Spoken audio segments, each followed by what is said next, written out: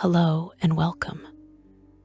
For centuries, wave after wave of crimson-robed sorcerers have marched from their plateau homeland, convinced that this time would be different. This time, their magic would prove superior. This time, the world would bow before Thay. And for centuries, those same wizards have retreated in failure, leaving behind scorched earth, broken enclaves, and the corpses of their minions. You might wonder why they keep trying. Why does Thay, a nation that has failed at conquest more times than most kingdoms have attempted it, continue to believe that the next invasion will succeed? The answer lies not in logic, but in something far more dangerous: the absolute certainty of magical supremacy, combined with the refusal to learn from the past. The story of Thay's endless invasions begins not with armies or battle plans, but with a philosophy that infected an entire nation.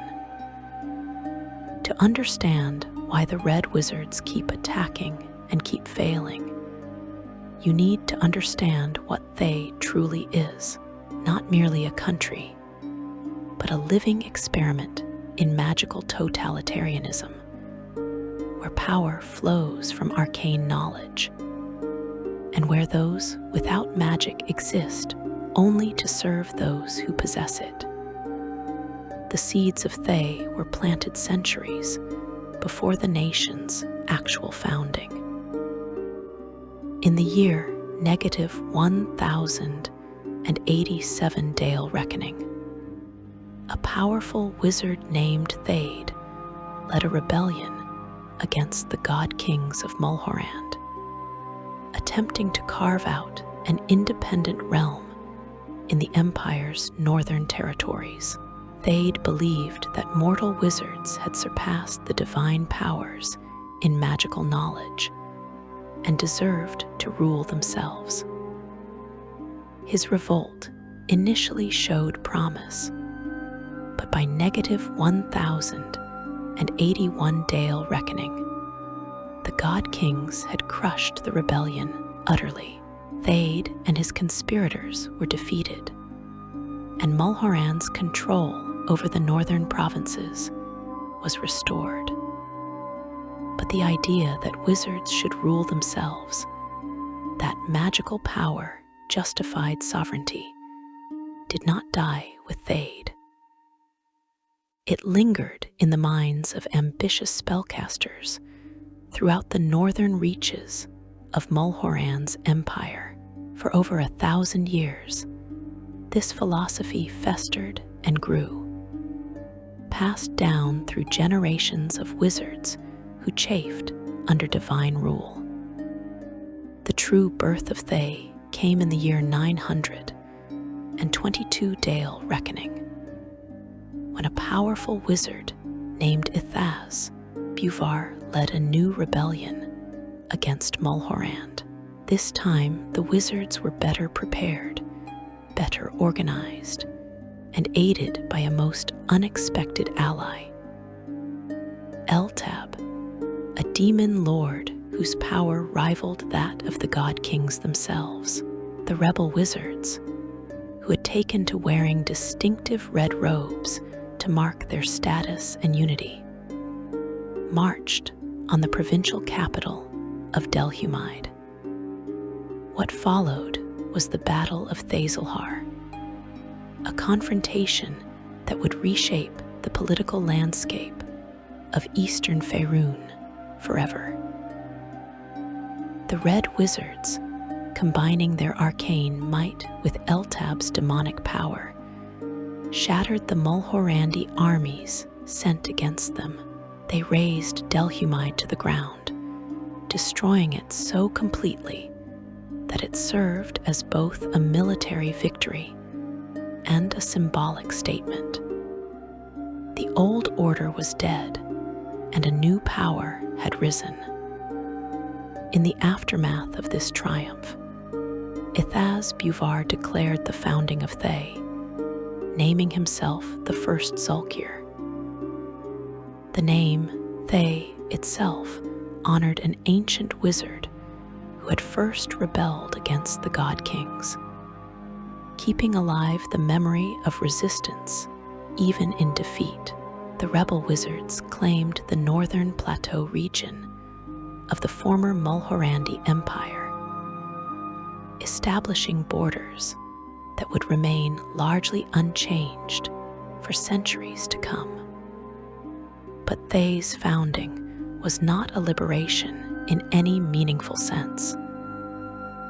It was the establishment of a new tyranny, one where magical ability determined your worth as a human being. Ithaz-Buvar and his fellow Red Wizards established a rigid hierarchy based entirely on magical power. They instituted slavery on a scale that shocked even nations accustomed to the practice. Every person without magical talent became property, bought and sold like livestock. Entire families could be separated at a Red Wizard's whim. Children showing no magical ability by their 10th year were enslaved.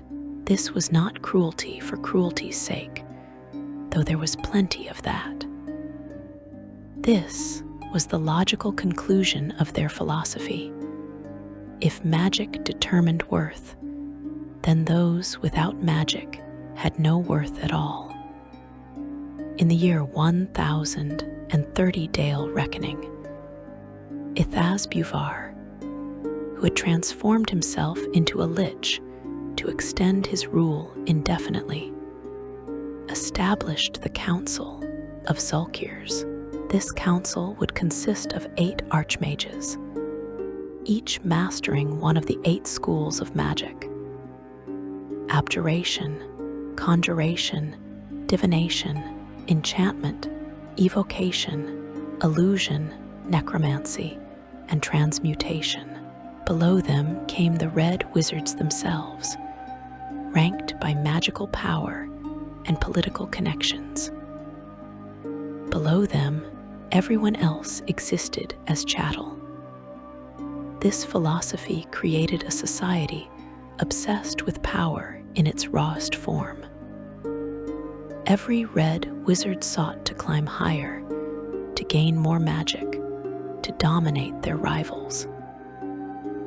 Assassination, both mundane and magical, became routine. A Red Wizard might wake each morning uncertain if that day would bring promotion or death.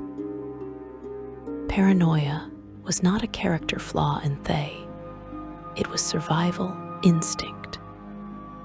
The entire culture became a pressure cooker of ambition, where showing weakness for even a moment could mean destruction.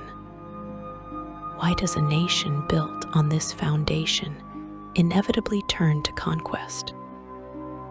The answer reveals itself when you consider what drives the Red Wizards. Not gold, not land, but magical knowledge and power. Thay's plateau homeland, while defensible, was resource poor. The soil supported minimal agriculture compared to the rich river valleys of Mulhorand. The mountains contained few precious metals. What Thay had in abundance was magical talent and ruthless ambition. But these assets only held value if they could be exploited beyond the nation's borders. The Red Wizards looked at their neighbors and saw opportunities everywhere. Rashimen to the north possessed witch magic that the Thayans did not fully understand, traditions that predated the Mulhorandi Empire itself. Aglarond to the west controlled valuable trade routes and fertile lands. Mulhorand to the south still smarted from the original rebellion. representing both a threat and a tempting target for complete humiliation. Every neighboring nation represented either a danger to be eliminated or a source of resources and knowledge to be plundered.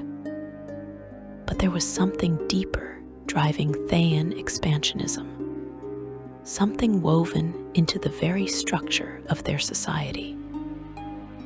In a nation where power determined everything, a red wizard who was not actively expanding their power was losing ground to rivals who were. A Zulkir who rested on their accomplishments would soon find another ambitious wizard challenging their position. The entire nation existed in a constant state of competition, and that competition could only be sustained by constant external conquest. If they conquered nothing, the Red Wizards would inevitably turn on each other even more than they already did. External enemies provided a release valve for internal pressures.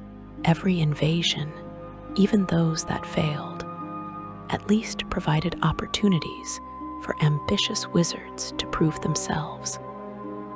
Eliminate rivals who commanded the armies that failed, and seize new positions in the resulting chaos. War became not just a means to an end, but a necessary feature of Thayan society itself, essential to preventing complete internal collapse. The early decades of Thay's existence saw the Red Wizards consolidate their control over the plateau. They built mighty citadels in cities like Eltabar, which became the capital, and Bezenter, which became the primary port. They established academies where young wizards learned not just magic, but the ruthless philosophy that made Thay what it was. They bred armies of gnolls, ogres, and other creatures to serve as expendable soldiers. They experimented with creating undead servants, though in these early days, necromancy was just one school among 8, not yet the dominant force it would become. During this period, the Zulkirs established patterns of behavior that would define Thay for centuries. They met in council to discuss matters affecting the nation. But these councils were exercises in barely restrained violence. Each Zulkir came surrounded by bodyguards and protective spells, knowing that their colleagues would murder them without hesitation if an opportunity presented itself. Alliances formed and dissolved within days. A Zulkir might support a proposal one week and oppose it the next, purely based on shifting calculations of personal advantage. This instability meant that Thay could never maintain a coherent, long-term strategy. A Zulkir might launch an invasion, only to have it sabotaged by a rival who saw the invasion's success as a threat to their own position. Military commanders in the field received contradictory orders from different Zulkirs, each demanding absolute obedience. Red Wizards embedded with armies spent as much time watching each other for signs of treachery as they did fighting the enemy. Yet despite this chaos, or perhaps because of it, Thay grew stronger during its first centuries. The constant competition drove magical innovation at a pace few other nations could match. Red Wizards developed new spells, created powerful magic items, and pushed the boundaries of what arcane magic could accomplish. When a red wizard died, their knowledge and possessions were claimed by whoever was strong enough to take them, ensuring that power concentrated in the hands of the most capable and ruthless. In the year 1104 Dale Reckoning, a child was born who would eventually come to define Thay more than any other individual, Szass Tam. Even in his early years, his magical talent was extraordinary, and he pursued necromantic studies with an intensity that disturbed even other red wizards. Over the course of his long life, he would transform himself from human into lich, a process he controlled with such precision that he maintained his sanity and intellect even as his flesh withered away. What made Szass Tam dangerous was not merely his power, which grew to rival that of the greatest archmages in Faerun. It was his patience. Unlike many red wizards who plotted in terms of years, Szass Tam thought in terms of centuries. He saw beyond the immediate squabbles of the Zulkirs to a grander vision. A Thay that would not merely conquer its neighbors, but would transform the entire world into a necrocracy where death itself became irrelevant, while other red wizards fought over scraps of territory and minor advantages. Szass Tam accumulated power slowly, methodically, never revealing the full scope of his ambitions. He was also remarkably charismatic for a creature of undeath. Where many liches became alien and incomprehensible, Szass Tam retained the ability to understand and manipulate the living. He formed alliances with other Zulkirs, always positioning himself as a reasonable voice of moderation, even as he quietly strengthened his position. He cultivated a reputation for keeping his word, which was unusual among the red wizards, and made him someone that even his enemies could negotiate with. Szass Tam eventually rose to become Zulkir of Necromancy, a position that gave him official authority to pursue his dark studies. From this position, he began to understand something that many red wizards refused to acknowledge. Thay's invasions kept failing because the nation was fundamentally unstable. The constant internal competition, the assassination and backstabbing, meant that no Thayan military campaign could maintain coherent leadership for long. Generals were murdered by rivals. Zulkirs recalled armies mid-campaign to deal with internal threats. The Red Wizards would rather see Thay lose a war than see a rival Red Wizard gain glory from victory. His solution was radical: eliminate the weaknesses of living flesh entirely. If all red wizards were transformed into undead, they would no longer age, no longer fear death in the conventional sense, and could focus completely on the goal of conquest.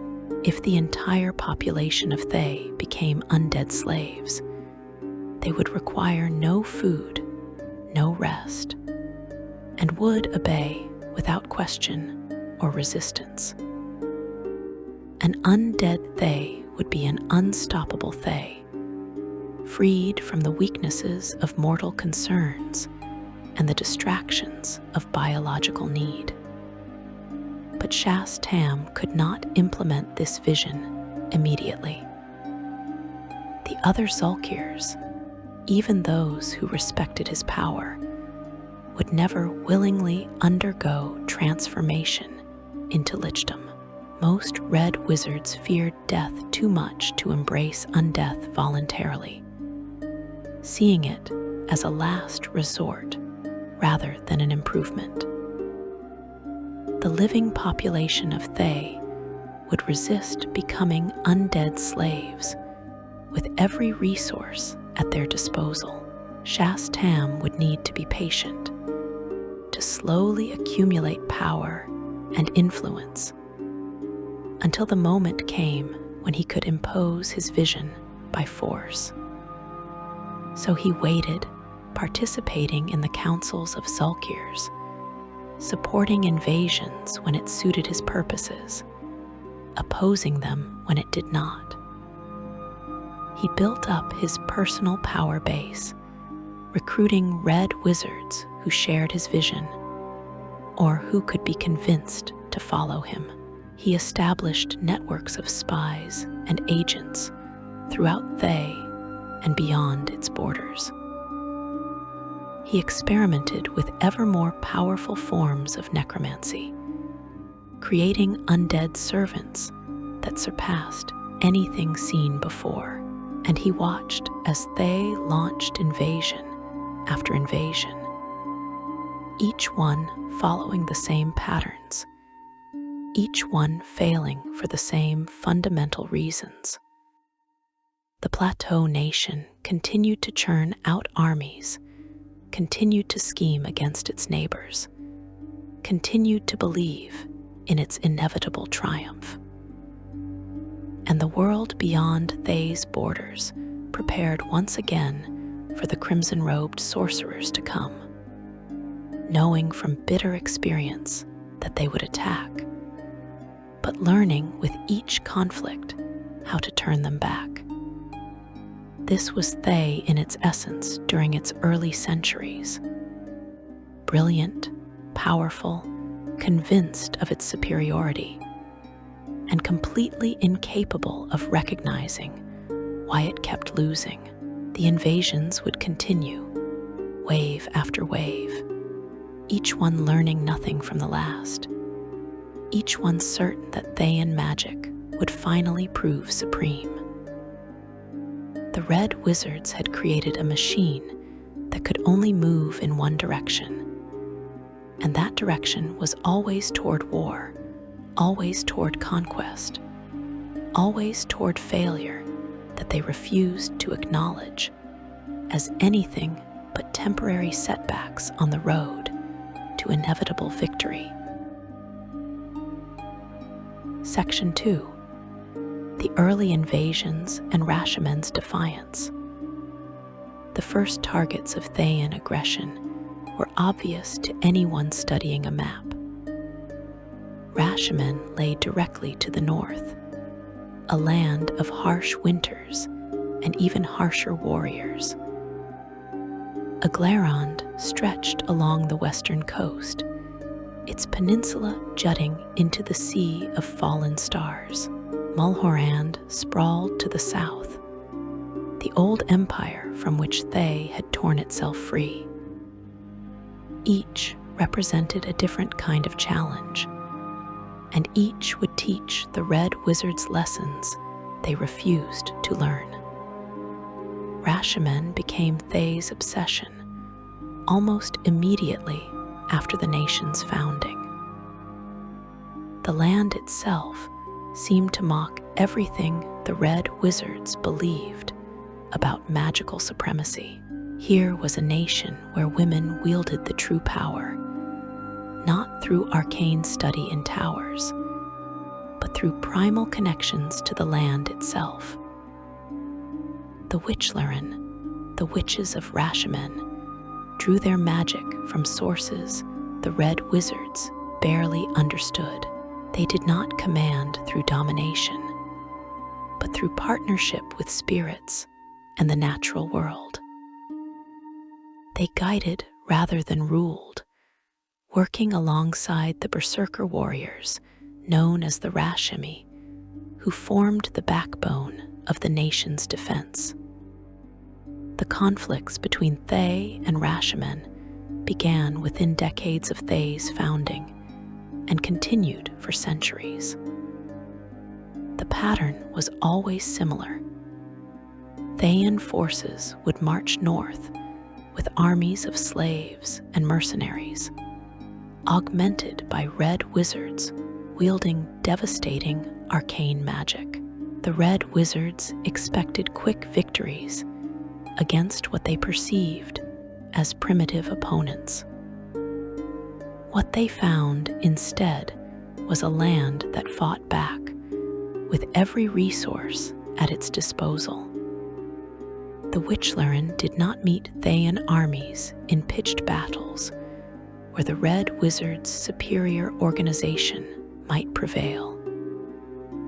Instead, they called upon the spirits of the land, and the land itself became hostile.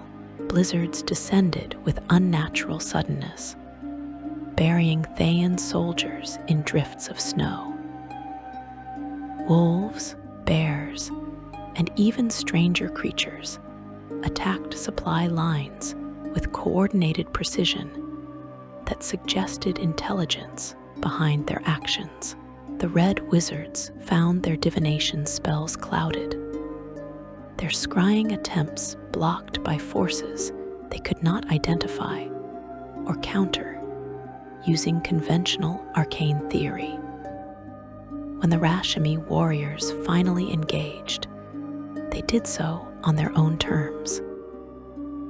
They struck from ambush, berserker rage making them immune to fierce spells and highly resistant to pain.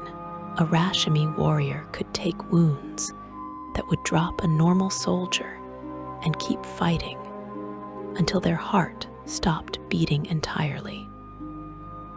They fought with axes and hammers, weapons designed to smash through magical barriers through sheer kinetic force, and they were led by the Iron Lord, the military commander chosen by the Witchlaren, who coordinated the defense with strategic skill that consistently surprised Thayan commanders, expecting disorganized resistance.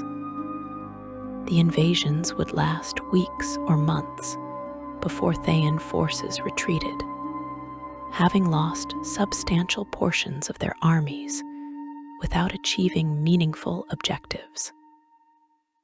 Each time, the surviving Red Wizards returned to Thay expecting censure, but instead finding a council of Zulkirs who had already rationalized the defeat. Rashomon's magic was more developed than expected. The terrain was more difficult than anticipated. The invasion force had been too small or improperly supplied. Next time, they would send more soldiers, more wizards, more resources. The fundamental strategy was never questioned. This pattern repeated itself throughout Thay's history, invasion after invasion, each one following the same basic approach and achieving the same basic failure. What made these repeated failures truly remarkable was that Thay learned nothing substantive from them. Each new Zulkir who rose to power looked at the history of failed Rashomon campaigns and concluded that their predecessors had been incompetent, that their own superior magic and tactics would succeed where others had failed. The Red Wizards were psychologically incapable of admitting that their philosophy might be wrong, that a nation organized on principles fundamentally different from Thayan hierarchy could somehow be more resilient and effective. While Rashomon absorbed most of Thay's northern aggression, the Red Wizards also turned their attention westward to Aglarond.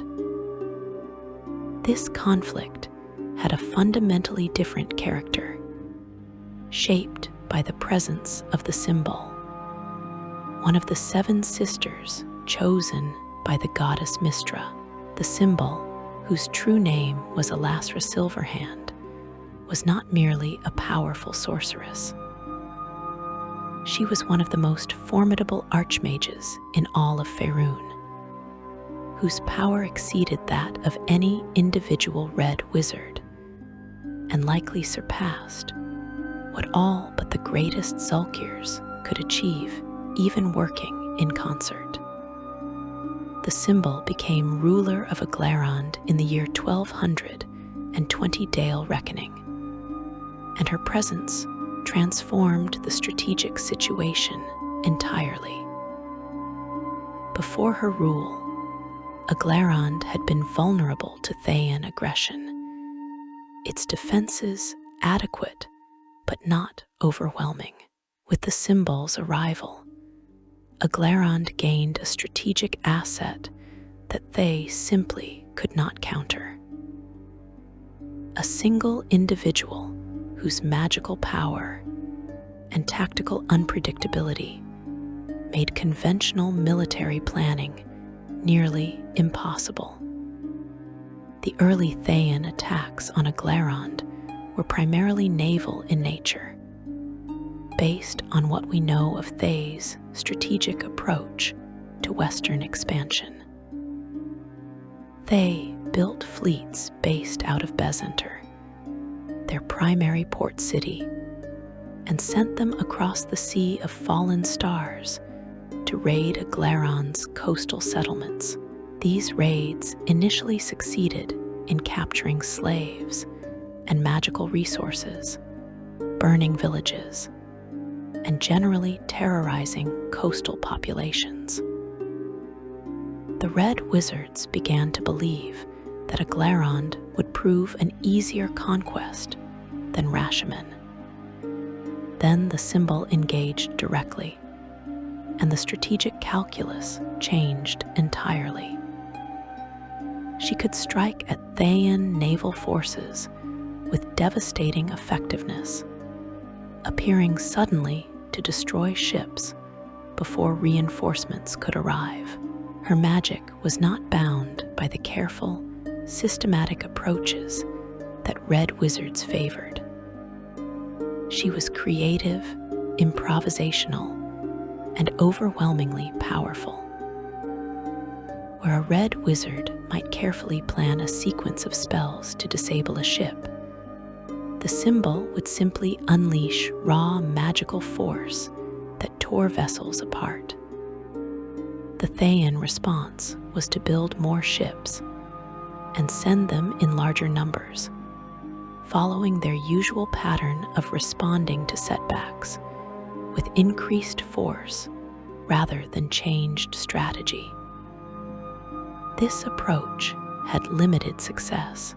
The symbol could not literally be everywhere simultaneously, which meant that some Thayan operations succeeded when she was occupied elsewhere or absent from Aglarond entirely.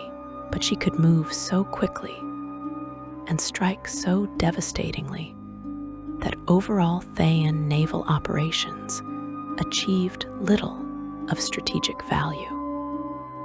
What frustrated the Red Wizards most about fighting the symbol was her unpredictability. She did not follow patterns that made sense to Thayan strategic thinking. She might ignore a major invasion fleet while destroying a single ship that happened to catch her attention. She might spend months absent from Aglarond entirely, leading the Thayans to launch major assaults, only to appear at the worst possible moment for the invaders. Based on the accounts of these conflicts, it appears she made decisions based on intuition and emotion rather than careful calculation, which made her effectively impossible to predict using divination magic or strategic analysis. The conflict between Thay and Aglarond dragged on through the centuries, interspersed with the Rashomon campaigns. Thay would send armies across the sea, establish beachheads, push inland, and then watch those gains evaporate when the symbol or Aglarond's own capable military forces counterattacked. Unlike Rashomon, where Thay could at least study and categorize the spirit magic they faced, Aglarond presented a problem that defied Thayan comprehension. A single individual who could nullify the advantages that should have come from Thay's superior numbers and organization. The Red Wizards attempted various strategies to counter the symbol. They sent assassination teams with magical weapons designed specifically to slay archmages. These teams vanished without trace, their fates unknown, but their failure obvious.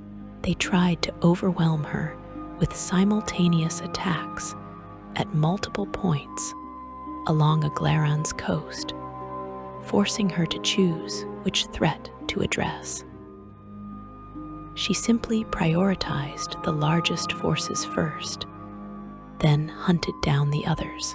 They attempted to avoid her entirely, launching invasions when divinations suggested she was far away, only to discover that she could return in moments when Aglarond truly needed her. Some Red Wizards privately suggested that perhaps Aglarond was not worth the cost, that they should focus on targets without such powerful individual defenders. These suggestions were met with derision or outright violence. To admit that the symbol was unconquerable was to admit that Thayan magic had fundamental limits, and that admission was psychologically unacceptable to the Red Wizard's worldview. The conflict with Aglarond became as much about pride and philosophical validation as about practical conquest. In the year 1359 Dale Reckoning, an opportunity arose that the Red Wizards believed would finally break Rashomon's resistance. The Tuagan horde erupted out of the eastern steppes, a massive nomadic army numbering in the hundreds of thousands, led by a brilliant and ruthless warlord named Yaman Kahan. They swept westward, conquering everything in their path with the overwhelming force of coordinated horse warriors, and their trajectory would take them directly through Rashomon. The Red Wizards made contact with the Tuagan leadership and saw a way to accomplish through proxies what they had failed to accomplish directly. If the Tuagan could break Rashomon, they could sweep in afterward to claim the ruins, achieving their centuries-long goal without expending their own resources on yet another failed invasion. Based on what we know of these negotiations, the Red Wizards offered the Tuagan supplies, some degree of magical support, and safe passage through certain territories in exchange for Rashomon's complete destruction. Yaman Kahan accepted Thayan overtures, though historical accounts suggest he did so more from pragmatism than any real dependence on Red Wizard assistance. The Tuagan horde was powerful enough to smash through most opposition without magical support. But Yaman Kahan saw no reason to refuse resources that were freely offered, and he cared nothing for the complex political relationships of Faerûn's eastern nations. The Tuagan assault on Rashemen was everything the Red Wizards had hoped to see. Hundreds of thousands of horse warriors poured across the border in a coordinated invasion that made previous Thayan efforts look like minor skirmishes. The Rashemi fought with their usual ferocity, and the Witchlaren called up every spirit ally and summoned storms to slow the advance. But they were simply outnumbered to an almost impossible degree. Rashemen began to buckle under the sheer weight of the Tuagan invasion. Then the western nations of Faerûn intervened in a way that the Red Wizards had not anticipated. Seeing the Tuagan horde as a threat to all civilization rather than merely a problem for Rashemen, a coalition of nations assembled an army that included forces from Cormer, Sembia, the Dales, and other regions that normally avoided military involvement in Eastern politics. This coalition army marched east to support Rashemen, fundamentally changing the character of the conflict. What followed was a multi-sided war of unprecedented scale for the region. The coalition forces engaged the Tuagan in major battles, and to the shock of both the Tuagan and the observing Red Wizards, the coalition achieved victories. Yaman Kahan himself was killed in battle, and without his unifying leadership, the Tuagan horde fractured. The surviving Tuagan warriors retreated back to the eastern steppes, and Rashemen survived, bloodied and damaged, but fundamentally unbroken. For Thay, this represented a new and particularly embarrassing kind of failure. They had attempted to be clever, to use proxies, and achieve their goals indirectly, and the strategy had backfired completely. The Red Wizards had assumed that the Tuagan were unstoppable, that no coalition could stand against them, and they had been proven catastrophically wrong. Worse, Thay's role in supporting the Tuagan invasion became widely known throughout Faerûn, earning the Red Wizards' enmity from nations that might otherwise have remained neutral toward them. The Council of Zulkirs met to analyze this failure, and their conclusions followed the predictable pattern. They blamed poor intelligence gathering for not anticipating the Western coalition. They blamed the Tuagan for incompetence in losing despite overwhelming numerical superiority. They blamed individual Red Wizards who had handled the negotiations for not securing better terms or more control over Tuagan's strategy. What they did not do was question whether their fundamental approach to conquest, whether through direct invasion or proxy warfare, was inherently flawed. The late 1300s Dale reckoning saw Thay continuing its pattern of invasions against both Rashemen and Aglarond, interspersed with smaller operations against other neighbors and attempts to extend influence through means other than direct military conquest. The enclave system, which would become increasingly important in later decades, began to take shape during this period as Red Wizards established permanent trading posts in foreign cities. These enclaves represented a different approach to expansion: economic and magical infiltration rather than military conquest. A Thayan enclave would offer powerful magic items for sale at competitive prices, goods that local wizards and wealthy merchants desperately wanted. In exchange, the enclaves would gain not just gold, but information, influence, and access to local power structures. The Red Wizards believed they had found a way to extend Thayan power without the overhead and risk of military campaigns. The enclave strategy showed initial promise, with Thayan trading posts appearing in cities across Faerun. But the strategy contained the same fatal flaw as every other Thayan approach. The Red Wizards running the enclaves could not stop competing with each other.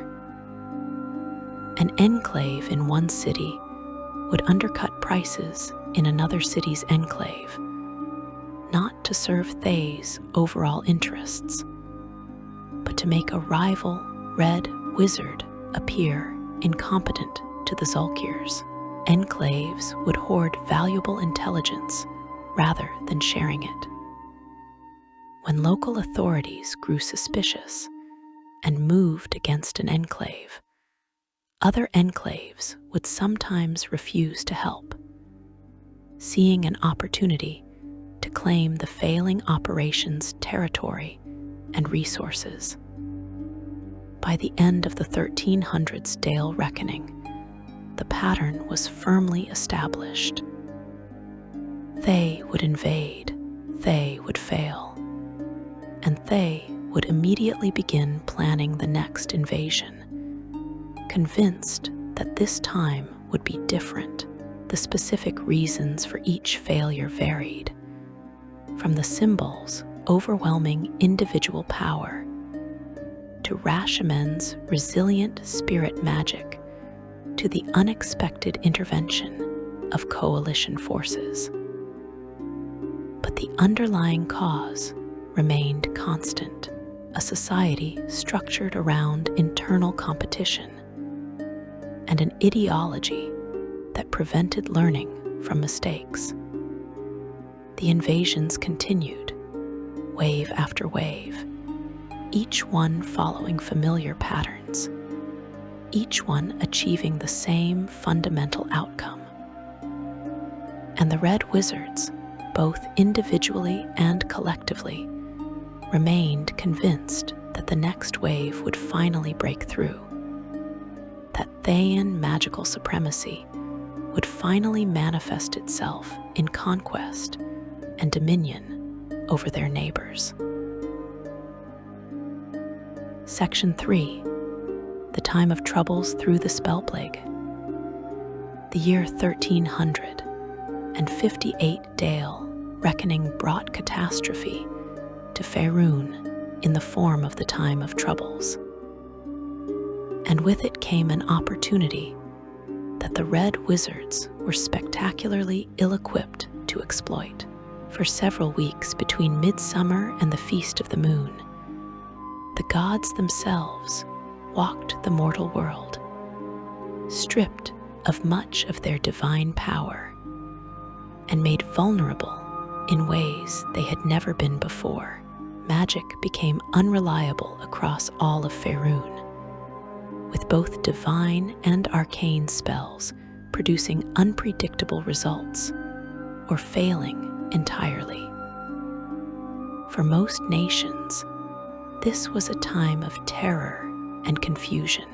For Thay, it should have been the perfect moment to strike against weakened enemies.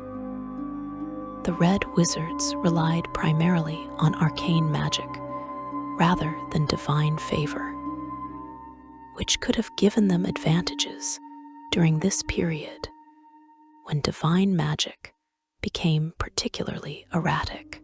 They sent scouts across their borders, gathering intelligence on how neighboring nations were coping with the crisis. The reports that came back suggested opportunities. Mulhoran's god kings were weakened and struggling to maintain control. Rashemen's Witchlaren found their spirit connections disturbed, and even Aglaron's defenses showed signs of disruption as magic behaved unpredictably. The Council of Zulkirs met to plan their response, and what should have been Thay's finest hour instead revealed every structural weakness that had plagued them for centuries. Each Zulkir saw the time of troubles primarily as an opportunity to advance their personal position rather than to serve Thay's collective interests. The Zulkir of Divination wanted to focus on capturing divine artifacts that might grant ultimate power. The Zulkir of Conjuration argued for immediate military invasion, while enemies were disorganized. Szass Tam, now firmly established as Zulkir of Necromancy, suggested a more cautious approach, using the chaos to establish long-term advantages rather than seeking immediate but potentially ephemeral conquest. The council fragmented into competing factions, each pursuing their own agenda with minimal coordination.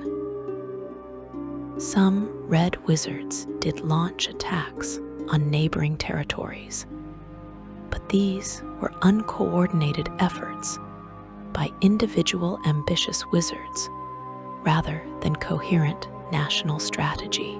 Others focused on magical research, attempting to understand and exploit the changes affecting the weave itself. Still, others turned on each other, seeing the chaos as an opportunity to eliminate rivals, while everyone was distracted by external concerns. By the time of troubles ended in the autumn of 1300 and 58 Dale reckoning, with the gods returning to their divine realms and magic stabilizing, Thay had accomplished almost nothing of strategic value. They had wasted what should have been their greatest opportunity because they could not stop competing with each other long enough to act with unified purpose. This failure was so obvious that even some Red Wizards began to privately question whether their system of governance was sustainable, though such thoughts were never voiced openly where they might be perceived as disloyalty. Szass Tam certainly harbored such doubts, though he kept them carefully hidden. The time of troubles had demonstrated conclusively that Thay would never succeed at conquest through conventional means. No matter how favorable the circumstances, the internal competition that defined Red Wizard culture would always sabotage collective action. His vision of transforming Thay into a necrocracy became more urgent in his mind.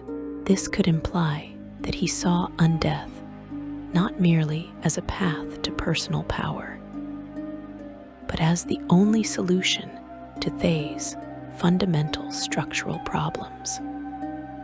The decades following the time of troubles saw Thay adopting new strategies while continuing old patterns.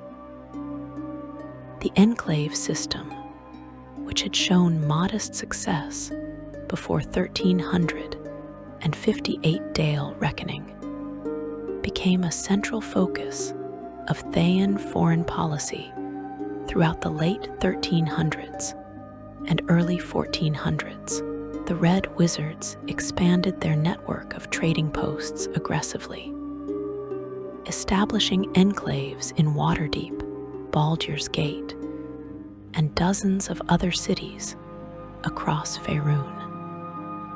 Each enclave was staffed by Red Wizards and their slaves, protected by powerful magical wards, and stocked with items that local populations desperately wanted. A merchant could purchase enchanted weapons and armor from a Thayan enclave at prices that undercut local wizards.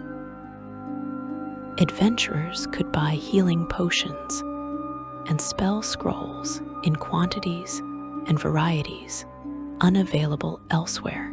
The enclaves made Thay wealthy beyond previous imagination, with gold pouring into the nation's coffers as foreign merchants became increasingly dependent on Thayan magical goods. But the enclaves also served purposes beyond simple profit. They gathered intelligence on local politics and military capabilities.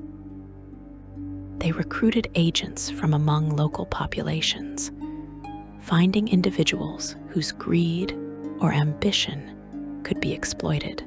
They provided cover for Red Wizard agents operating in foreign territories. The Enclave network represented a form of conquest through economic dependence and infiltration rather than military force. For a time, this strategy appeared to work brilliantly. Cities that would never have tolerated Thayan military presence welcomed Thayan merchants because the economic benefits were too substantial to refuse. Local rulers convinced themselves that trade was not the same as submission, that accepting Thayan merchants did not mean accepting Thayan influence over their governance. The Red Wizards encouraged this delusion while quietly building networks that extended into every major power center in Faerun. The city of Mulmaster became a particular focus of Thayan attention during this period, based on what we know of Thay's operations along the Moonsea. Mulmaster was a major trade city, strategically located and wealthy. And unlike many cities, its rulers showed interest in forming closer ties with Thay. The High Blade of Mulmaster saw the Red Wizards as potential allies who could provide magical support for his own ambitions of regional dominance. Thay poured resources into Mulmaster, establishing not just an enclave, but what amounted to a semi-permanent presence. Red Wizards served as advisors to the city's leadership. Thayan gold funded various civic projects. For years, it appeared that Mulmaster might become Thay's first successful conquest through infiltration rather than invasion. Then political circumstances shifted, as they inevitably do in cities with complex power structures, and a new High Blade came to power who viewed Thayan presence as a threat rather than an asset. The Thayan response demonstrated their inability to adapt strategies to changing circumstances. Rather than adjusting their approach or accepting a reduced role, they attempted a coup to reinstall a more compliant ruler. The coup failed, Thayan agents were exposed and killed, and the enclave was destroyed.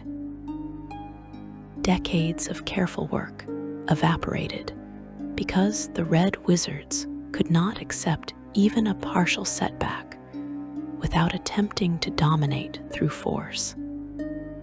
While these external operations proceeded with mixed success, internal tensions within Thay were building towards civil war.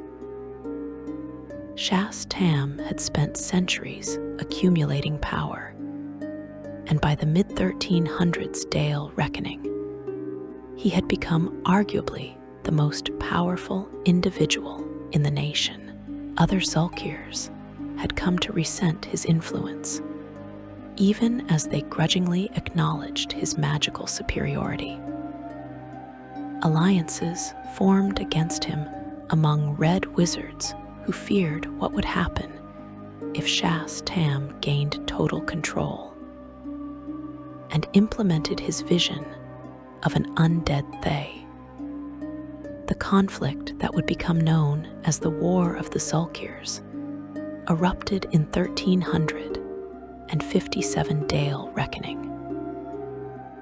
The immediate trigger was a motion by the Zulkir of Transmutation to strip Szass Tam of his position, supported by a majority of the other Zulkirs. Rather than accepting this political defeat, Szass Tam chose open war, revealing just how extensive his preparations had been. He unleashed undead armies that he had been secretly raising for decades.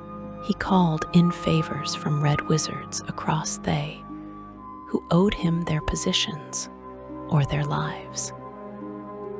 He demonstrated that attempting to remove him peacefully had never truly been an option. The civil war that engulfed Thay was unlike anything the nation had experienced before. This was not invasion from outside that could be blamed on enemy cunning or unfavorable terrain. This was Thay tearing itself apart, Red Wizards killing each other with the same ruthlessness they had once directed at foreign enemies. Entire cities became battlegrounds. Populations of slaves were caught in the crossfire or deliberately slaughtered to deny them to the opposing side.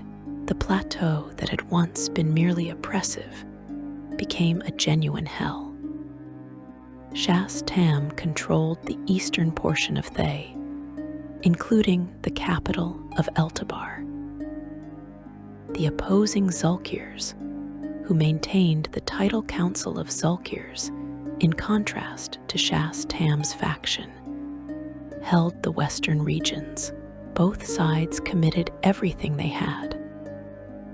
Armies of undead against legions of summoned demons, plagues against firestorms, assassinations and counter-assassinations that claimed Red Wizards by the dozens.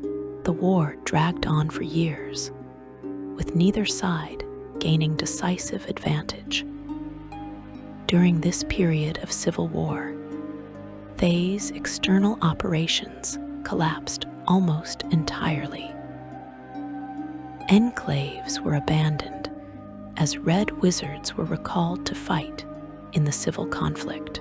Invasions that had been planned were canceled as resources were redirected to internal warfare. Border defenses weakened as military units were redeployed. Neighboring nations watched in amazement as Thay, the perpetual aggressor, turned its violence entirely inward. Some nations considered invading Thay while it was weakened, but most decided the risk was too great, and that it was safer to let the Red Wizards destroy each other. The Civil War reached an uneasy stalemate by the early 1380s Dale reckoning. Neither side could destroy the other, but continuing the war at full intensity was becoming unsustainable, even by Thayan standards. A fragile peace was negotiated, one that left Thay effectively divided between Szass Tam's eastern territories and the Council's western holdings. Both sides used this peace to rebuild strength while planning for the inevitable resumption of hostilities. Then came 1385 Dale Reckoning and the catastrophe known as the Spell Plague. The goddess Mistra was murdered by Cyric with Shar's assistance, and the weave itself, the fundamental structure through which arcane magic flowed, was destroyed. Magic went catastrophically wild across all of Faerun and beyond. Spells that had worked reliably for millennia suddenly failed or produced random, often disastrous effects. Magical items exploded or went permanently inert. Entire regions were transformed by uncontrolled magical energy, with some areas being pulled into other planes of existence or fundamentally altered in their physical properties. For Thay, a nation that had built its entire civilization on the foundation of arcane magic, the Spell Plague should have been apocalyptic. Red Wizards found their carefully learned spells unreliable or impossible to cast. Magical wards that protected cities flickered and failed, leaving populations vulnerable. Summoned creatures went berserk, turning on their masters. Undead servants that had been carefully controlled broke free and rampaged. The magical infrastructure that sustained Thayan society began collapsing in ways that no amount of power or knowledge could immediately repair. But Szass Tam had been preparing for something like this, though not in the exact form the Spell Plague took. His focus on necromancy meant he had developed magical techniques that were less dependent on the weave than traditional arcane approaches. Necromancy drew on negative energy, the fundamental force of death and decay, which remained accessible even as the weave shattered, and was eventually replaced by a new magical structure. While other red wizards struggled to cast even simple spells, Szass Tam's necromantic magic continued to function with relatively minor disruptions. He saw his opportunity and took it with decisive speed. While the Council of Zulkirs was reeling from the Spell Plague, unable to effectively defend themselves or coordinate responses, Szass Tam launched a final assault. His undead armies, which required no verbal components or complex gestures to command, and could function without constant magical supervision, swept across Western Thay. Within months, the civil war was over, and Szass Tam ruled all of Thay unopposed. The surviving Zulkirs who had opposed him faced a stark choice: submit to Szass Tam's rule and accept transformation into lichdom, or flee into exile. Most chose exile, escaping to foreign lands where they would spend the following decades plotting revenge that would never materialize.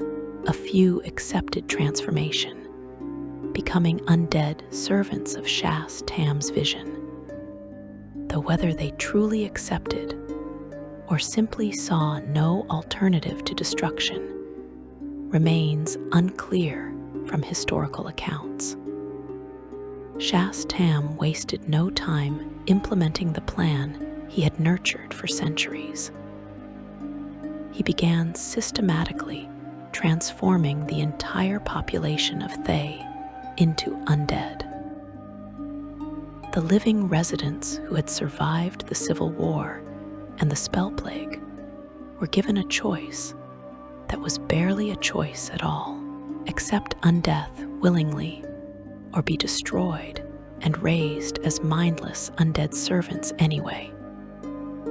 Most accepted, seeing no real alternative. Those who resisted were hunted down and killed, then animated to serve regardless.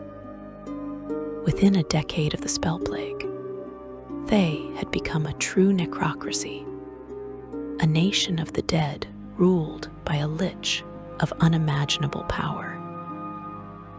The plateau that had once teemed with life, however brutal and oppressive that life had been, became a land of eerie silence, broken only by the shuffling of skeletal feet and the whispered incantations of undead wizards. Szass Tam had finally created the unified Thay he had envisioned, free from the internal competition and mortal weaknesses that had sabotaged every previous attempt at conquest. Now, with Thay transformed and unified under his absolute control, Szass Tam prepared to show the world what a truly coordinated Thayan war machine could accomplish. The invasions would resume, but this time with undead armies that needed no food, no rest, no morale. This time, the Red Wizards would finally achieve the supremacy they had always believed was their destiny, or so Szass Tam thought, as he began planning the next phase of Thay's eternal war against its neighbors. Section 4. Undeath and the Dread Ring Era. Szass Tam stood atop the highest tower in Eltabar, surveying a kingdom transformed beyond recognition. The transformation was complete by the early 1400s Dale reckoning, where once the plateau had echoed with the sounds of living civilization, however oppressive. Now there was only silence punctuated by the mechanical movements of undead servants. No one ate, no one slept, no one complained. Every citizen of Thay served their lich lord with perfect obedience, freed from the distractions of hunger, fear, and mortality. This was what Szass Tam had envisioned for centuries. A Thay purified of weakness, unified in purpose, unstoppable in its pursuit of dominion. The internal competition that had sabotaged every previous invasion was gone, eliminated along with the free will that had made it possible. The need for supply lines and logistics had been drastically reduced, as undead armies could march indefinitely without food or rest. The fear of death that made living soldiers hesitate and commanders cautious no longer applied to warriors who were already dead.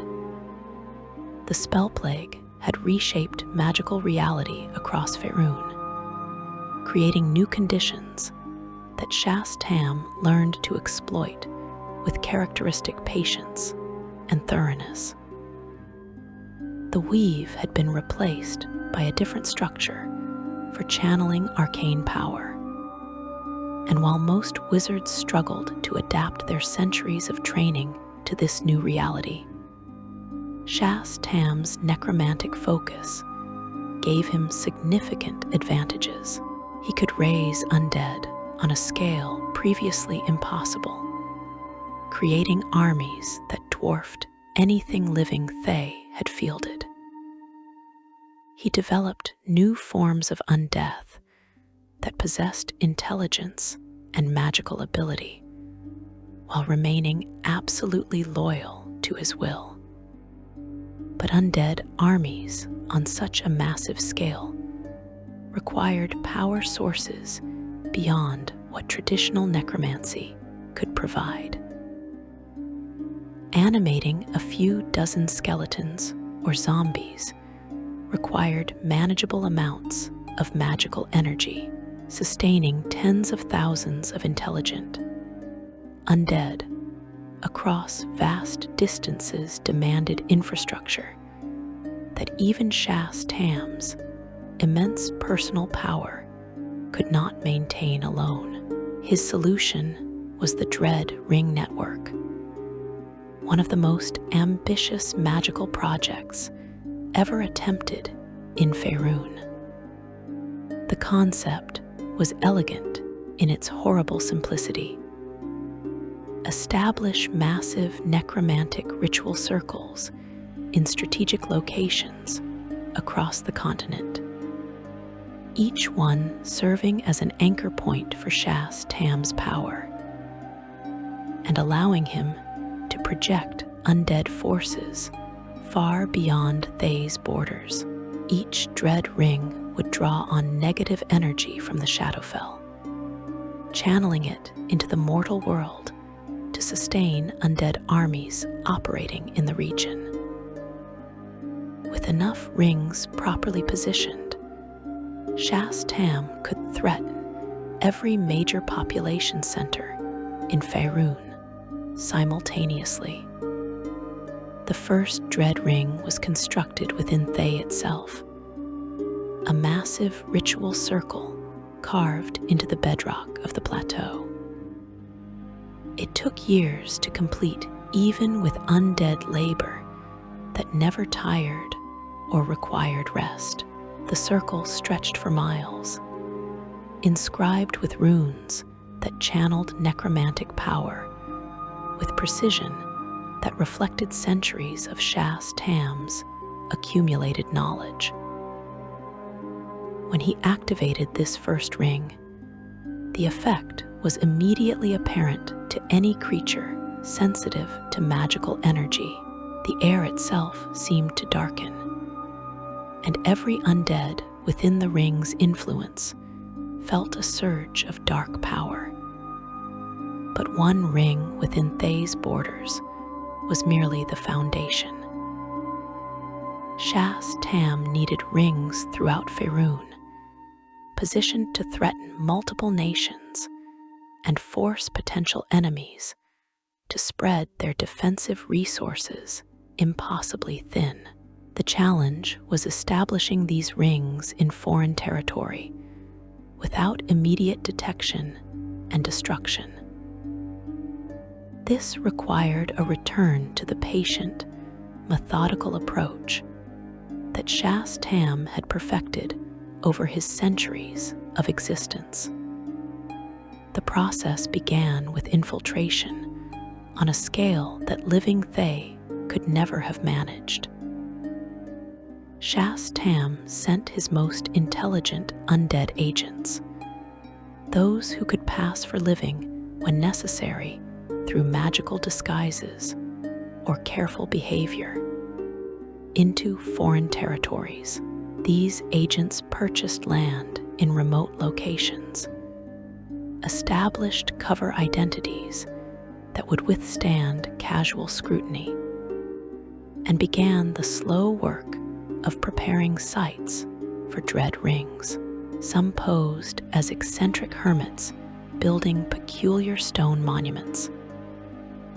Others worked through living intermediaries, humans who had been bribed or magically coerced into service, and who did not fully understand the purpose of the structures they were helping to create. The dread rings that were established in various locations across Faerun became focal points for undead invasions on unprecedented scales. When a ring activated, it would begin producing or sustaining undead forces that poured out to attack nearby settlements. The undead came in coordinated waves, skeleton warriors marching in perfect formation, zombies that absorbed punishment that would destroy living soldiers, wraiths that passed through walls to strike at defenders in supposedly secure locations. The invasions that followed Szass Tam's establishment of the Dread Ring Network represented Thay's most coordinated and threatening military operations in the nation's history. Multiple rings could activate simultaneously or in carefully timed sequences, forcing defenders to respond to threats across vast distances. The undead armies fought with mechanical precision, executing tactical plans that Szass Tam had developed over centuries of military study, never deviating from orders regardless of casualties or setbacks. For a time, it seemed that Szass Tam's transformation of Thay might finally achieve what living Red Wizards never could. The sheer scale of the invasions overwhelmed traditional defensive responses. Cities that had successfully resisted previous Thayan attacks found themselves besieged by forces that never tired, never retreated, and never stopped coming. Trade routes collapsed as undead patrols made travel deadly. Entire regions were depopulated as civilians fled before the advancing armies of death. But the invasions contained within them the seeds of their own failure, growing from the same fundamental flaw that had undermined every Thayan conquest attempt throughout history. Szass Tam had eliminated internal competition among his forces by eliminating free will entirely. But in doing so, he had created armies that could not adapt when circumstances changed. His undead forces followed orders with perfect precision, but they were completely unable to improvise when plans proved inadequate. More critically, the nature of the undead invasions unified Szass Tam's enemies in ways that previous Thayan attacks never had. When living Red Wizards invaded, nations might stay neutral, calculating that the invasion would probably fail, and that intervention carried unnecessary risks. But undead armies threatened everyone equally and completely. A lich who conquered one nation would inevitably move to the next, and there could be no accommodation or negotiated peace with something that sought to transform all life into undeath. This realization brought together unlikely allies across Faerun. Nations that had avoided military cooperation for generations began coordinating their defenses against the undead threat. The Harpers, a secretive organization dedicated to preserving balance in the world, mobilized their networks specifically to combat Szass Tam's expansion. Clerics of virtually every deity whose portfolio included life, nature, or protection united in opposition to the spread of undeath, seeing it as a fundamental violation of the natural order. The defenders also learned, in ways that Szass Tam's perfectly obedient armies could not. Adventurers and soldiers who survived encounters with undead forces shared their knowledge about effective tactics. Priests developed new applications of divine magic, specifically designed to destroy or repel undead. Wizards who had adapted to the post-spell plague magical reality created spells that exploited weaknesses in necromantic animation. Each defensive success generated knowledge that spread rapidly through the loose networks opposing Szass Tam. The dread rings themselves, while powerful, proved vulnerable in ways that Szass Tam had not fully anticipated. Small groups of powerful adventurers could infiltrate to the rings themselves and disrupt their operation, damaging key components or killing the liches who maintained them. While the rings could not be permanently destroyed without extraordinary effort, they could be temporarily disabled, cutting off the flow of undead forces and giving defenders opportunities to counterattack. The pattern of Thayan invasion and failure reasserted itself, though on a vastly larger scale than anything attempted by living Red Wizards. Undead armies would surge out from dread rings, achieve initial successes through overwhelming force, and then gradually lose momentum as defenders adapted and organized effective responses. The rigid command structure that had been a strength became a weakness when tactical situations demanded flexibility that undead commanders simply could not provide. Szass Tam watched these failures from his throne in Eltabar and made adjustments, but they were adjustments of degree rather than fundamental strategy. He built more dread rings to compensate for those that were disrupted. He created more powerful forms of undead to counter specific defensive measures.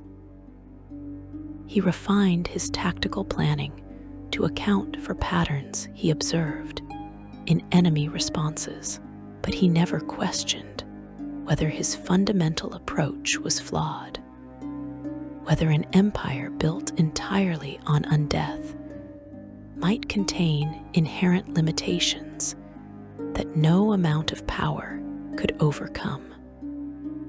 The toll on Thay itself was severe in ways that Szass Tam seemed unable or unwilling to recognize. The plateau had become a wasteland, not just physically, but existentially. There was no culture, no art, no philosophy, no growth of any kind. The undead citizens of Thay existed in perfect stasis, serving their master with mechanical precision, but contributing nothing beyond their function as animated corpses. The Red Wizards, who had accepted transformation into lichdom to retain some measure of status, found themselves trapped in a peculiar form of eternal imprisonment, unable to pursue knowledge for its own sake or seek advancement, because all purpose flowed solely from Szass Tam's will. By the mid-1500s Dale reckoning, the pattern had become clear to anyone observing Thay from outside its borders. The invasions continued with regularity, undead armies periodically surging forth from the dread rings to test defenses and probe for weaknesses, but they had lost any real momentum toward conquest. Each invasion followed predictable patterns, achieved limited and temporary gains, and was eventually pushed back by defenders who had learned how to counter undead tactics.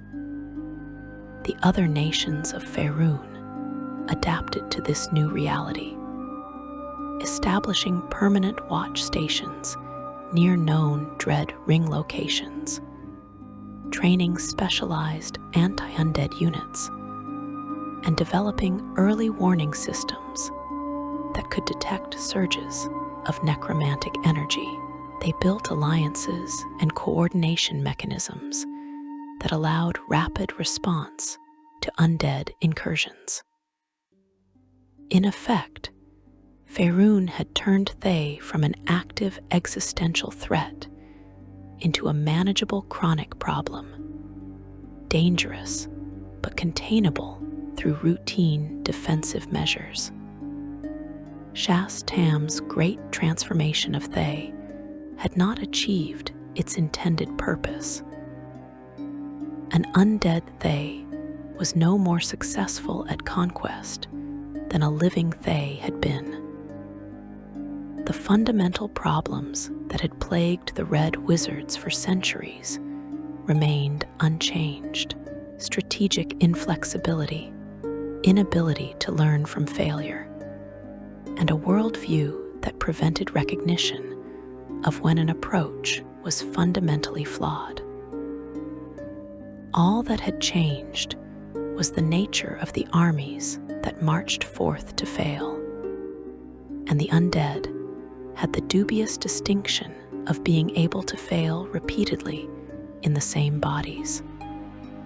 The invasions would continue because Szass Tam had no other purpose and no capacity to imagine a different path forward.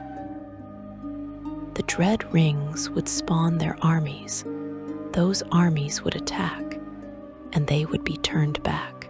The cycle had become as eternal and unchanging as undeath itself, a monument to the truth that power without wisdom leads only to perpetual repetition of the same failures.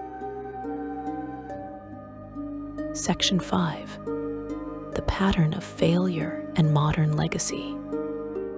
To understand why Thay keeps failing, you need to step back from individual battles and invasions and look at the patterns that have repeated themselves for over 1,000 years.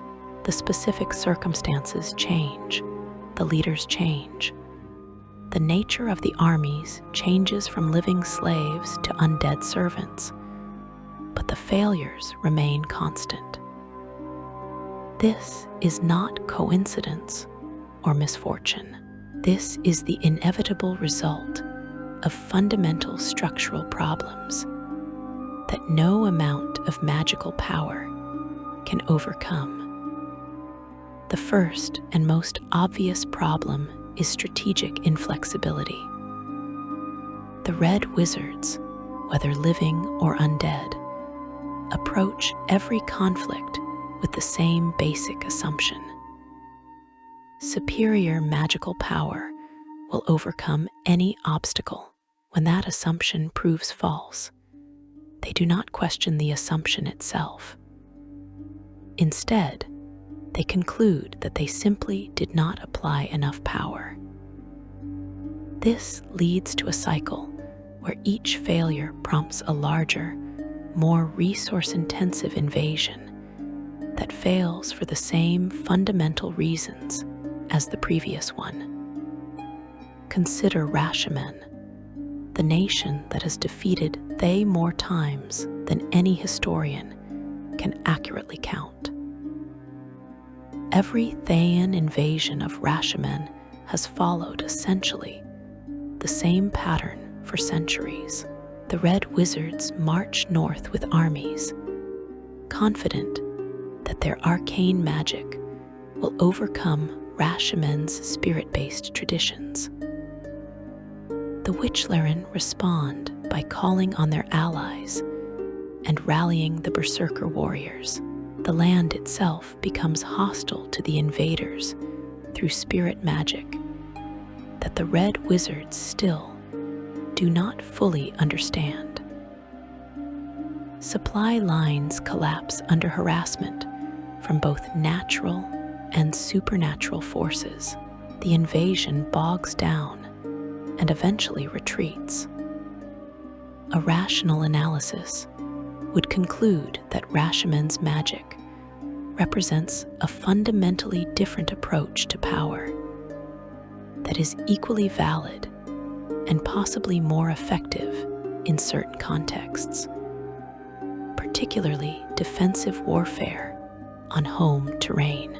A rational strategist would conclude that invading Rashomon requires either developing genuine counters to spirit magic through study and understanding, or finding diplomatic solutions that achieve Thayan goals without military conquest. But the Red Wizards cannot accept either conclusion without undermining their entire worldview.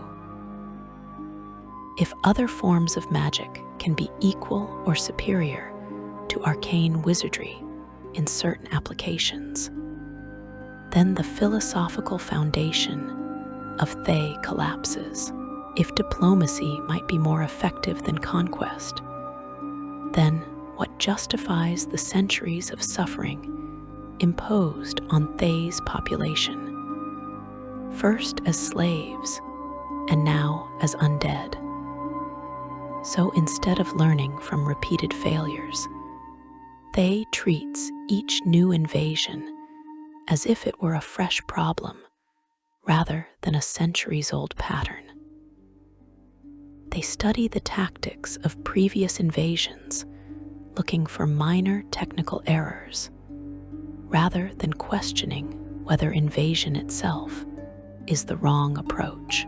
They develop new spells designed to counter specific defenses they encountered last time, never recognizing that their opponents will have developed new defenses by the time the next invasion comes. The idea that some nations might simply be unconquerable through Thayan methods is literally unthinkable to minds shaped by absolute belief in magical supremacy. This strategic inflexibility extends to every theater where Thay has operated. Against a Glarond, the Red Wizards kept throwing forces at the symbol, as if she were a problem that could be solved through superior numbers or more powerful magic.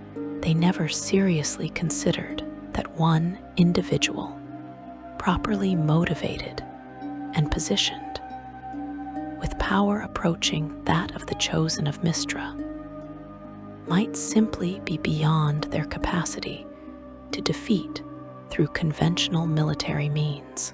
They never developed strategies based on avoiding her entirely or making conquest of a Glarond irrelevant to their broader goals.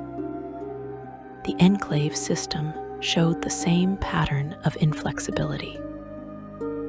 When enclaves began to fail, when cities expelled Thayan merchants or destroyed Thayan outposts, the Red Wizards concluded that individual enclave masters had been incompetent or disloyal. They never recognized that the enclave strategy had fundamental limitations. Economic influence gained through trade is inherently fragile, dependent on the goodwill of host cities that can be withdrawn at any moment. Economic power cannot be easily converted to political or military control, and attempts to force that conversion inevitably destroy the economic relationship that created the influence in the first place. The second major problem is cultural blindness. The Red Wizards understand power only in terms of domination and hierarchy. They cannot comprehend societies organized on different principles because those principles exist outside their conceptual framework. This makes it impossible for them to accurately assess the strengths and motivations of their enemies, which in turn makes strategic planning fundamentally flawed from the start. Rashomon's strength comes largely from the unity created by their culture. The Witchlaren lead not through force, but through wisdom and connection to the land and spirits. The Berserker warriors fight not because they are enslaved or magically compelled, but because they are defending their homes, families, and way of life. This creates a resilience that Thayan armies, whether living slaves or mindless undead, simply cannot match. When a Rashami warrior falls in battle defending their homeland, others are motivated to fight harder in their memory and for their shared cause. When a Thayan slave fell, the others were merely relieved it was not them. When an undead soldier falls, the others feel nothing at all, continuing to execute their orders with mechanical precision, but no understanding of why they fight. The Red Wizards observe this difference in motivation and interpret it as inefficiency. They see emotional attachment and cultural loyalty as weaknesses that make armies unpredictable and difficult to control with perfect precision. They believe their own system, where obedience is absolute and emotion is eliminated entirely in undead armies, is objectively superior.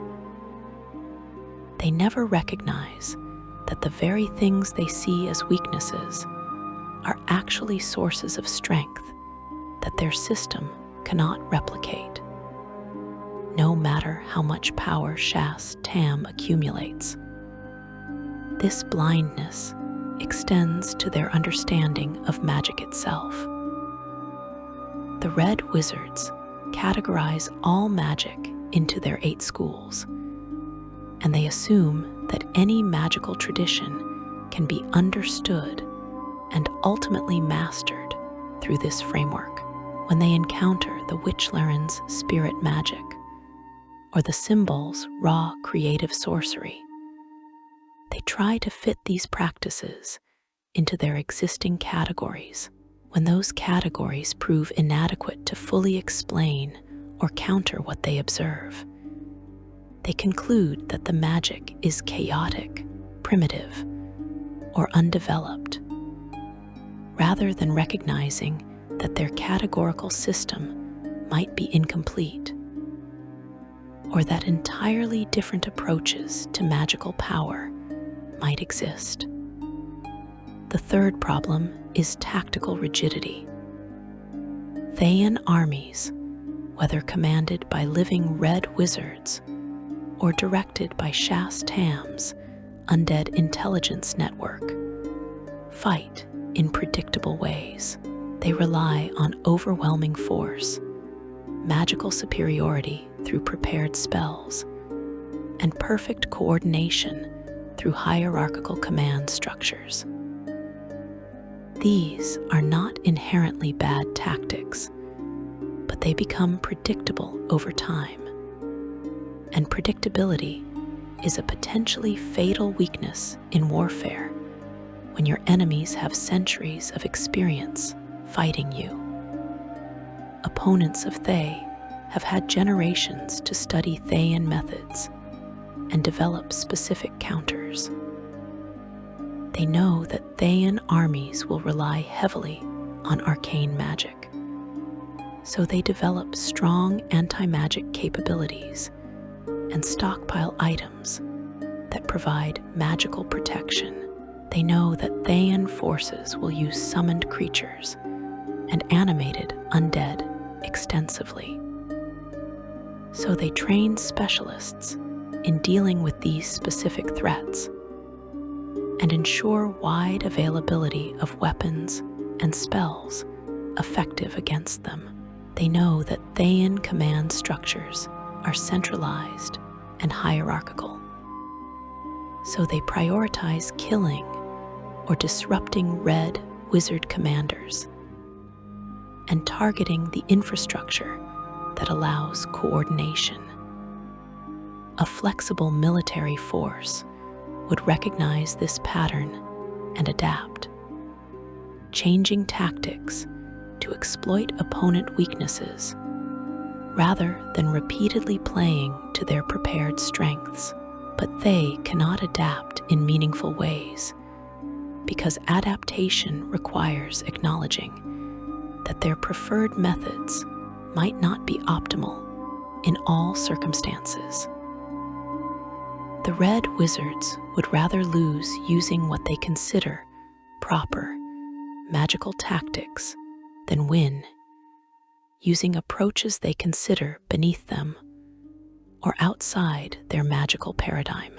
Szass Tam's undead armies are even worse in this regard, capable of near-perfect execution of planned tactics, but completely unable to improvise when plans prove inadequate to changing battlefield conditions. The fourth problem, and perhaps the most fundamental, is the inability to sustain gains even when they achieve them.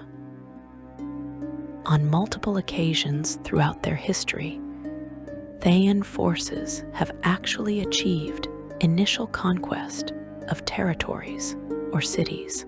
They have occupied Rashami villages, held positions in a Glaronde, controlled enclaves in major cities across Faerun. But they have never been able to hold these gains for extended periods. The occupied populations resist. Neighboring nations provide support to resistance movements, and eventually the Thayan presence collapses. This happens because Thay has no model for governance beyond tyranny and exploitation. When they conquer a territory, they immediately begin enslaving the population, destroying local culture, and extracting resources with no concern for sustainability. This ensures maximum resistance from the occupied population, who understand that submission means the destruction of everything they value. It also motivates neighboring populations to fight harder against Thayan expansion, knowing from observation and reputation that compromise or peaceful coexistence with Thay is impossible. A more successful imperial power would develop methods of indirect rule, co-opting local elites, maintaining at least some local customs to reduce resistance, and providing minimal benefits to the conquered population to make occupation somewhat tolerable. This is how real empires sustain themselves across generations. But the Red Wizards cannot do this because it would require treating non-wizards as something other than slaves or undead servants. And that would contradict the fundamental Thayan philosophy that magical power determines worth. Even when Szass Tam transformed Thay into a necrocracy, eliminating the internal competition that had sabotaged previous conquests, he could not solve this problem. An undead occupation force is in some ways even worse than a living one from a governance perspective. At least living Red Wizards might occasionally show mercy or pragmatism out of calculated self-interest.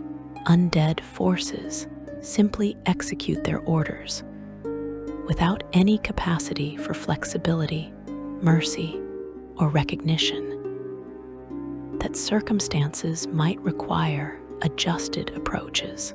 Populations under undead occupation have nothing to lose by resisting, because the alternative to death in battle is eventual transformation into undeath anyway. The fifth problem is resource allocation and strategic economics. Despite centuries of invasions and billions of gold pieces spent on military operations, Thay has never actually grown richer or more powerful in absolute terms relative to its neighbors. The plateau itself produces relatively little wealth through agriculture or mining. The profits from the enclave system were substantial during their peak operation, but most of that wealth was consumed by internal competition among living Red Wizards and expensive military adventures that produced no return on investment. The transformation into undeath eliminated many resource requirements like food and housing for the population. But it also eliminated productivity in any meaningful sense. Undead do not innovate, do not create art or culture, do not generate new wealth through trade or industry beyond what Szass Tam specifically commands.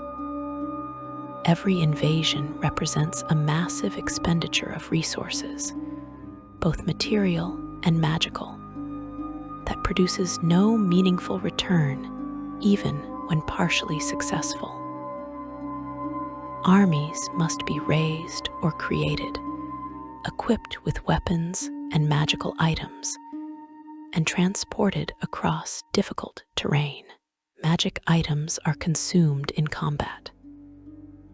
Red Wizards, whether living or undead, devote their time and magical power to military operations rather than research, development, or activities that might actually increase Thay's wealth or capabilities.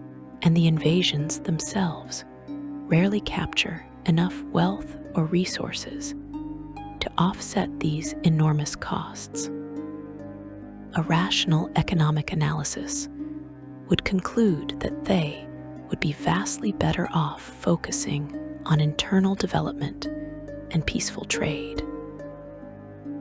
The Red Wizards are among the most skilled magic item creators in all of Faerun, a reputation they maintained even after the spell plague.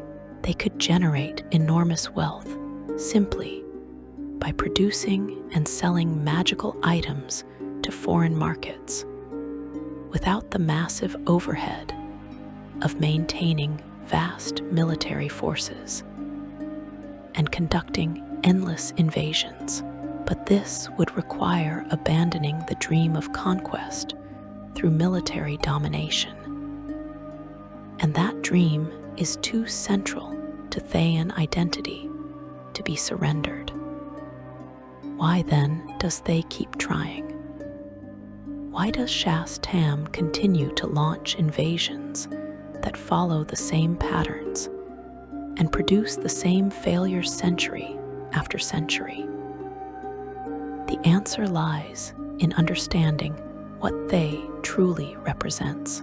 It is not a nation in the traditional sense, seeking security and prosperity for its people. It is an ideology made manifest, a philosophy of magical supremacy given physical form and political power. And ideologies do not learn from failure, because learning would require admitting that the ideology itself is flawed.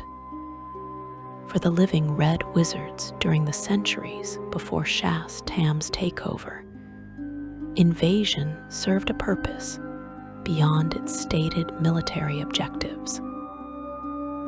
It was a necessary safety valve for internal pressures.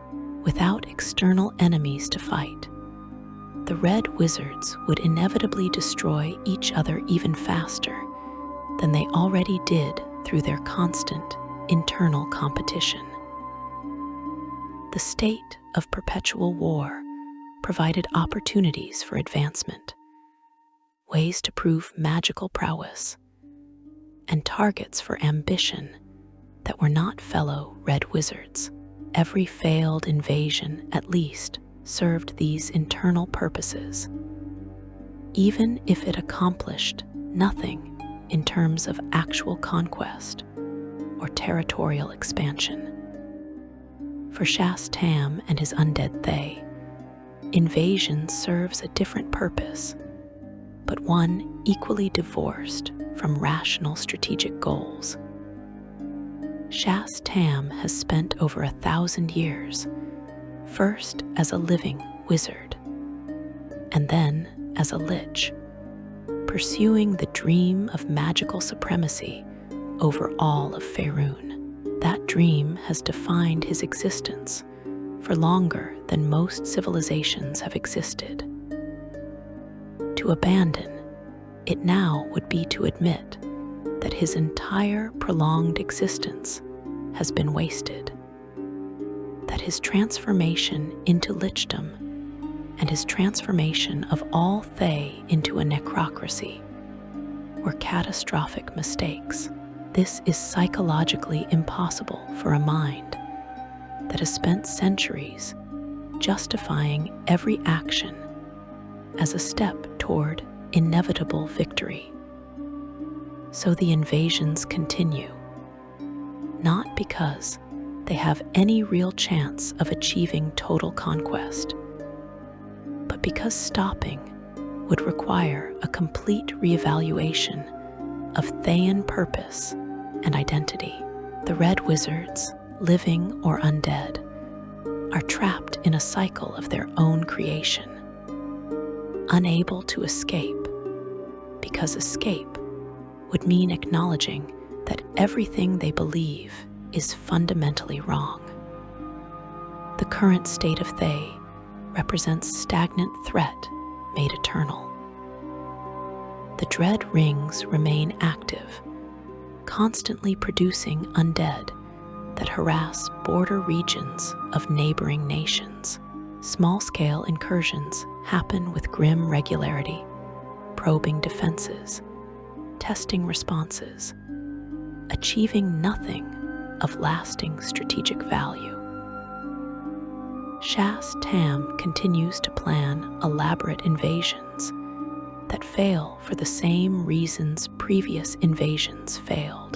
The undead Red Wizards who serve him go through the motions of magical research and military planning, but they are merely repeating patterns established centuries ago, incapable of genuine innovation or growth. Neighboring nations have learned to live with this perpetual threat. Rashimen maintains its border defenses with the same vigilance their ancestors showed, knowing that another Thayan invasion will come eventually, but confident, based on centuries of experience, that it will fail like all the others. Aglarond watches its eastern approaches, aware that undead armies might surge forth at any time, but prepared to meet them with tactics refined over generations. The other nations of Faerûn contribute to loose defensive alliances, sharing intelligence about Thayan activities and coordinating responses to major incursions. In a perverse way, Thay has become a unifying force in Faerûn, though not in the way the Red Wizards ever intended. The constant low-level threat from undead Thay gives other nations a reason to maintain military readiness and diplomatic cooperation that might otherwise lapse. Adventurers flock to regions threatened by undead invasions, knowing that fighting the forces of Thay offers both glory and tangible rewards in the form of captured magical items. The existence of an obviously evil empire ruled by an immortal tyrannical lich provides moral clarity in a world often characterized by ethical ambiguity. The most likely future for Thay is simply more of the same, an eternal repetition of the cycle that has defined the nation for over a millennium. Invasions will continue, following the same patterns, achieving the same failures.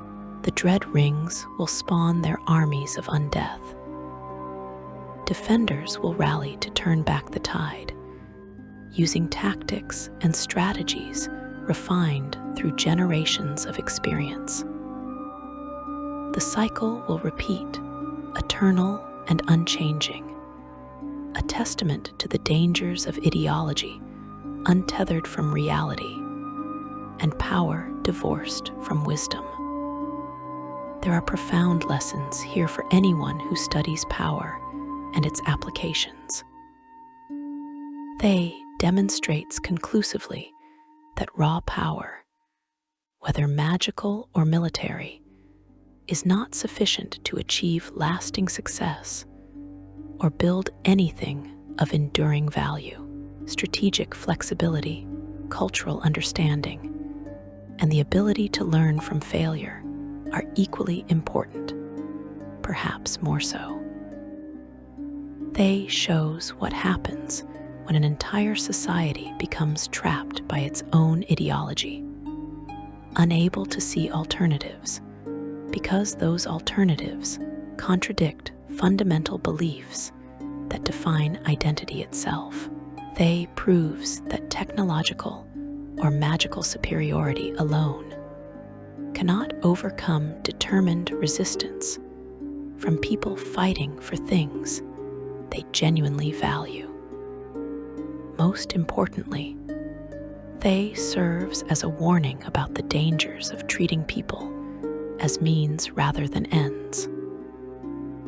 A society built on slavery and exploitation, whether of the living or the undead, contains within itself the seeds of its own failure. People reduced to tools will never fight with the desperation and creativity of those fighting for their freedom and their right to exist as they choose. Slaves will always rebel when given the opportunity. Undead will always lack the spark of initiative and adaptive thinking that can turn tactical defeats into strategic victories. The Red Wizards believed that magic determined worth, that power justified rule, that domination was the highest form of relationship between beings. Centuries of failure have not shaken this belief, because the Red Wizards would rather fail forever than admit they were wrong about their core philosophy.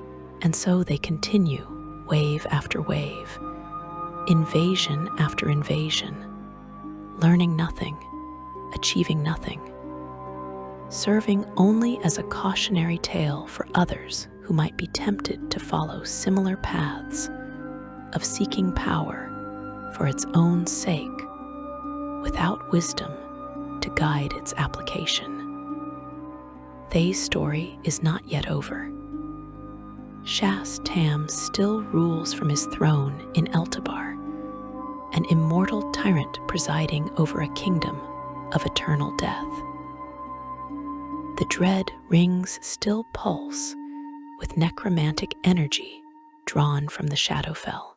Undead armies still march forth periodically to test the defenses of neighboring nations. But the outcome is already determined, has been determined for centuries based on patterns that never meaningfully change. Thay will keep attacking, and Thay will keep failing, trapped in a cycle as eternal and unchanging as undeath itself. The Plateau Nation stands as a monument to the limits of power divorced from wisdom. a warning written in ash and bone, and the shuffling of skeletal feet for anyone who cares to read it. And the world beyond its borders watches with grim familiarity, ready to meet each new invasion with the same determined resistance that has turned back all the others, knowing that the Red Wizards will never learn, never change, never accept that their centuries-old dream of conquest is nothing more than a fantasy sustained by refusal to acknowledge reality. If you have enjoyed diving deep into the endless cycle of Thayan ambition and failure, exploring why the Red Wizards keep attacking despite over 1,000 years of defeat, please consider liking this video and subscribing to the channel. There are countless more stories to tell from the rich history of Dungeons and Dragons lore. Tales of triumph and tragedy, of power and its consequences, of the choices that shape nations and individuals alike. Your support helps bring these stories to life, and I look forward to exploring more of this fascinating world with you.